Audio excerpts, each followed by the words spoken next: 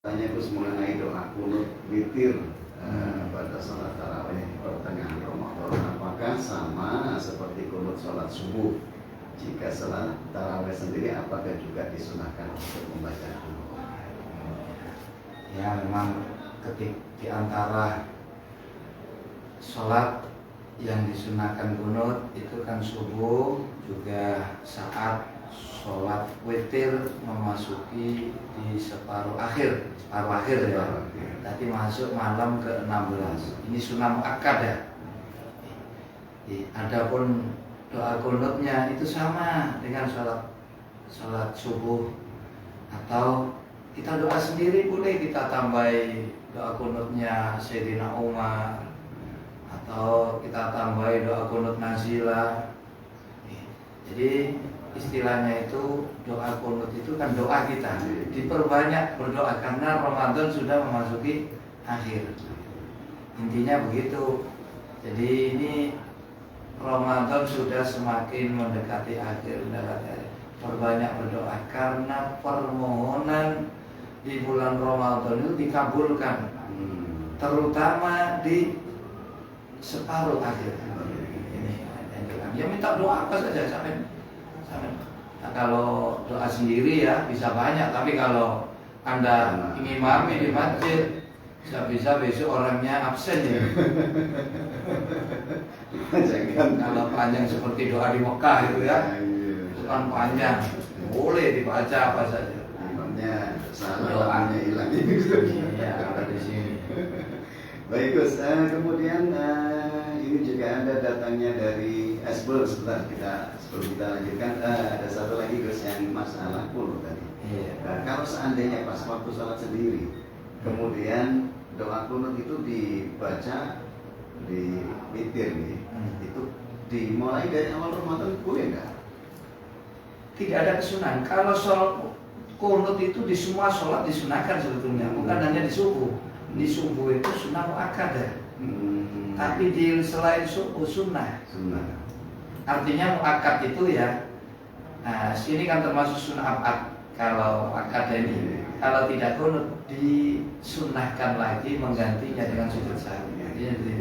Jadi kita sholat zuhur, sholat maghrib pun kunut itu disunahkan. Boleh. Seperti kita sejak awal kunut itu tidak apa-apa. Tapi segi kesunahan yang muakkadah kan di separuh yang terakhir. Nah, masyarakat kita ini karena banyak yang awam, daripada menimbulkan fitnah. Ini kalau kita kunut di golongan kita intern lah, oke. Kita paham seperti pondok, ini ada masalah. Coba kalau di kampung kita, ini aliran baru, bisa jadi tambah ruwet masalahnya. Dulunya tidak apa-apa, sejak awal Ramadan tidak apa-apa. Ini kan doa di dalam sholat memang lebih mustajab daripada di luar sholat. Baik Gus, kemudian ini Pak nanya yang berikutnya ada dari Bu Tutik yang ada di Setro. Assalamualaikum. Waalaikumsalam. Derek anglet Gus, untuk zakat apakah lebih baik diserahkan kepada penerimanya sendiri, misal tetangga yang kurang mampu, terus akadnya bagaimana? Zakat kita bisa bayarkan sendiri, bisa kita wakilkan. Kalau kita serahkan, ya kita niatnya ketika kita menyerahkan. Tapi kalau kita wakilkan, ya kita niatkan saat diwakilkan. Nah, untuk mana yang terbaik? Kalau bisa diserahkan sendiri, diserahkan sendiri. Cuma ingat, zakat fitrah ini kan ada mereka yang berhak. Kita harus tahu. Seperti disebut dalam surat At-Taubah yang ayat ke-60 tadi, innamas shadaqatu lil fuqara'i wal masakin wal 'amilina 'alaiha wal mu'allafati qulubuhum wa fil riqab wal gharimin wa fi sabilillah wa ibnis sabil. Jadi jangan keluar dari 8 ini. Tapi diutamakan kepada fakir miskin. Kalau Imam Malik wajib di fakir miskin, tidak boleh. Yang lain Imam Syafi'i masih 8 ini. Nah, ini ada yang menarik tadi Gus dari ayat tadi. Padahal ini kan tentang zakat. Kenapa kok ayat turunnya malah diawali dengan sedekah. Sedekah awalnya ya, ayatnya itu khudh min amwalihim shadaqatan tutahhiru wa tuzakki. Jadi sedekah itu ada dua. Ada sedekah yang sunnah yang disebut sedekah, ada sedekah yang wajib. Ini untuk membedakannya dinamakan zakat. Zakat ini kan nama dari sesuatu yang wajib dikeluarkan. Yang dikeluarkan ini zakat, tapi kalau belum dikeluarkan belum zakat. Jadi misalnya ini uang 100 juta dikeluarkan, ya berapa itu? 2,5%-nya. Nah itu yang dikeluarkan misalnya 5 juta ya 5 juta ini yang namanya zakat. Nah, jadi sesuatu yang wajib dikeluarkan dari harta atau sesuatu yang wajib disakati. Nama zakat. Jadi kalau sedekah wajib yang ini nama sedekah ini sedekah yang wajib. Jadi pemaknaannya memang harus dibedakan antara sedekah wajib yang disebut zakat atau sedekah yang sunnah. Ini kemudian dari jenengan tadi khudh min amwalihim ini seakan-akan dipaksakan untuk diambil. Nah, ini siapa kemudian yang ini ayat ya, ini untuk ambil dari mereka sedekah untuk mensucikan harta mereka. Artinya di zaman Nabi itu disuruh diperintah untuk mereka yang berkewajiban zakat agar membayar zakat. Makanya ada petugas untuk menarik. Nah, di sini kan ada istilah amil. Amil ini nanti yang mengambil menyalurkan, makanya dia juga termasuk mustahik. Mereka bisa mendapatkan bagian zakat. Nah, ini kemudian masalah amil ini terus yang masih ada beberapa perbedaan. Sebenarnya yang disebut amil itu siapa dan siapa yang berhak menjadi amil? Ini yang jadi masalah kan ada pembentukan pribadi, jadi ada badan yang menetapkan ini amil apa tidak. Ini ada yang membawa, tidak semua jadi amil. Jadi ada apa kalau sekarang ini kan ada yang mengaturnya di atas. Tapi yang berlaku kan pembentukan pribadi. Ada kriteria-kriterianya, dia harus mengerti tentang bab zakat.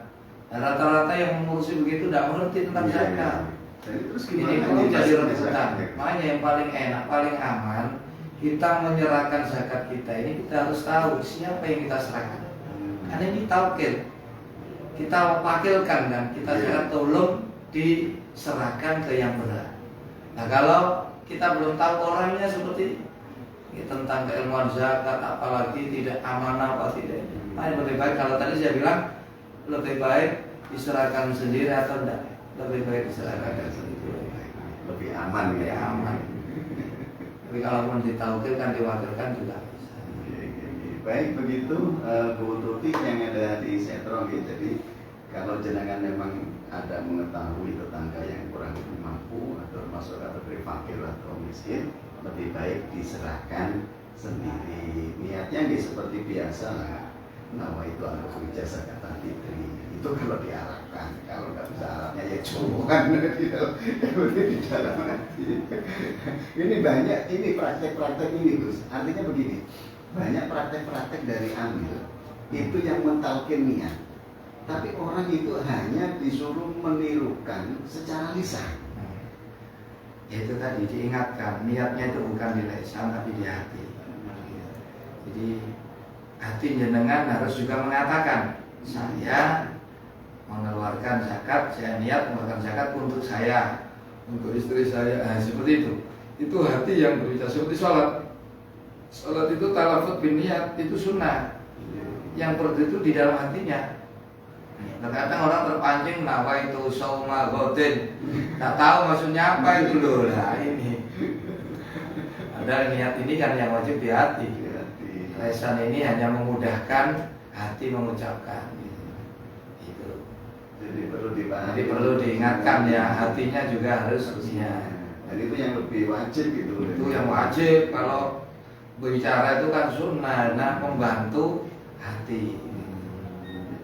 Jadi pendengar Sia dimanapun Anda berada, ini kembali apa yang sebagaimana disampaikan oleh Gus Zainul tadi untuk mengingatkan kembali bahwa segala sesuatu amal ibadah yang kita kerjakan itu tergantung niat, dan niat itu ada di dalam hati. Ini yang harusnya kita lakukan, baik itu zakat ataupun sholat ataupun ibadah yang lainnya. Baik Gus, Masya Allah, ini tanpa terasa waktu berjalan begitu cepat, ini kita sudah berada di penghujung acara Bincang Ramadan malam hari ini Gus. Kita sudah berada di menit yang ke-53. Sebelum kita akhiri, monggo statement closingnya Gus. Assalamualaikum warahmatullahi wabarakatuh. Waalaikumsalam. Para pendengar, pemirsa Radio Ampel dimanapun Anda berada, di antara keutamaan malam hari ini seperti yang dikabarkan Nabi tentang ibadah sholat tarawih di malam yang ke-20, ini adalah diberikan pahala seperti pahala yang Allah berikan kepada orang yang mati syahid dan pahala yang diberikan kepada orang-orang soleh. Itu wa fi lailatul aishrin yu'ta thawab syuhada was-shalihin. Nah, ini barang sunnah menunjukkan keutamaan seperti itu. Kami juga sekaligus mengingatkan, mungkin ada di antara saudara-saudara yang seiman yang belum sholat taraweh, akan sangat disayangkan kalau kita lewatkan malam 20 ini kita lalui tanpa sholat taraweh. Ingat, waktu sholat taraweh ini panjang, setelah isya sampai sebelum masuk sholat subuh. Ini fadilahnya luar biasa, diberikan pahala orang mati syahid. Seperti kita tahu, Nabi menyampaikan di syahidi indallahi sab'u khisalin. Bagi orang yang mati syahid, Allah berikan 7 perkara. Yang pertama, semua dosanya diampuni. Yang kedua, ketika sakaratul maut, Allah akan perlihatkan tempatnya surga. Siksa kubur dihilangkan, ketakutan pada hari kiamat dihilangkan, diberikan mahkota kebesaran di atas kepalanya dari yakut, yang yakut ini lebih baik daripada dunia beserta isinya. Yang keenam, nanti diberikan bidadari sebanyak 72. Dan yang ketujuh, bisa memberikan syafaat kepada keluarganya 70 orang yang wajib masuk neraka bisa ditolong. Ini diantara keistimewaan pahala yang Allah berikan kepada orang yang mati syahid. Adapun kepada orang soleh, kita tahu ada hadis Nabi mengatakan, hadis qudsi, a'dadtu li ibadi as-salihin ma la 'ainun ra'at wa la udhunun sami'at wa la khatara 'ala qalbi bashar. Aku telah sediakan untuk hamba-hambaku yang soleh sesuatu yang belum pernah dilihat, belum pernah didengar, dan belum pernah terlintas dalam pikiran. Apa itu? Surga beserta isi. Mudah-mudahan Allah berikan kepada kita dimasukkan orang-orang yang syahid, orang-orang yang sah. Amin. Berkah di hurmati syahrul Ramadan malam hari ini, malam yang istimewa. Demikian yang kami sampaikan. Mudah-mudahan pertemuan malam hari ini walaupun lewat udara, semoga ini membawa keberkahan, membawa kemanfaatan yang besar untuk khususnya diri kami sendiri, umumnya pada semua pemirsa pendengar Radio Data dimanapun Anda berada. Kurang lebihnya kami mohon dimaafkan yang sebesar-besarnya. Akhirul kalam, Allahul muwaffiq ila aqwamit thoriq. Assalamualaikum warahmatullahi wabarakatuh. Waalaikumsalam warahmatullahi wabarakatuh. Terima kasih Gus atas pencerahannya, dan baik pendengarnya, semoga apa yang disampaikan oleh narasumber kita menjadi ilmu yang manfaat bagi kita, dan Allah berikan kekuatan kepada kita zahir wa batin untuk bisa mengamalkan setiap ilmu yang kita dapatkan. Dan baik pendengarnya, karena waktu jualan yang tidak mengizinkan kita untuk meneruskan bincang Ramadan di malam hari ini, karena itu salam segera mau pamit undur diri dari ruang dengar Anda. Terima kasih kepada pendengar yang sudah ikutan bergabung, dan juga bagi segenap teman-teman yang hadir malam hari ini di studio yang ikut mendukung jalannya bincang Ramadan malam hari ini. Semoga Allah membalas dengan kebaikan yang berlimpah, dan semoga Allah mengumpulkan kita semua bersama orang-orang yang saleh. Amin ya rabbal alamin. Dan nanti setelah bincang Ramadan Anda bisa mengikuti bingkai program Syiar Sahur bersama rekan Adi. Akhirnya, salam mohon pamit undur diri dari ruang dengar Anda. Kurang lebihnya mohon maaf. Jaga diri Anda baik. Insya Allah jumpa kembali esok hari ini. Insya Allah di hari Senin nih, karena satu dan lain hal, besok bincang Ramadan tidak bisa hadir menghiasi ruang dengar Anda. Segenap terus menonton Surma FM. Mohon maaf yang sebesar-besarnya. Jumpa kembali di hari Senin insya Allah. Wassalamualaikum warahmatullahi wabarakatuh. Waalaikumsalam warahmatullahi wabarakatuh.